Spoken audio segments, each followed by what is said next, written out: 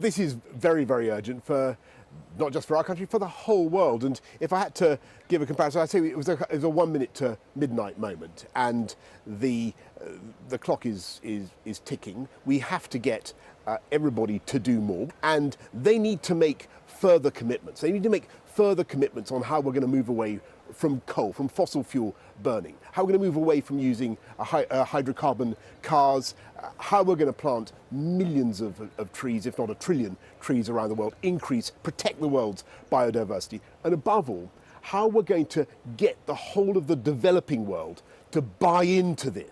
The countries most responsible for historic and present day emissions are not yet doing their fair share of the work. If we are going to prevent COP26 from being a failure, then that must change. And I must be clear that if Glasgow fails, then the whole thing fails. The Paris Agreement will have crumpled at the first reckoning. We've made some progress at this G20. We've had a reasonable G20. But there is a huge way still to go. We all know that we have the technology.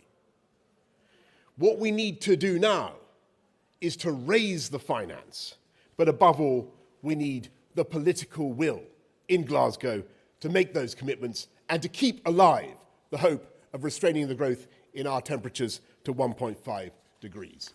That's the challenge. I'm not going to sugarcoat it. I'm not going to pretend it's otherwise than it is. I think there's a chance. I really do. I think there's a chance that we can make the progress. Everybody can see how to do it. It's a question of will and leadership. And on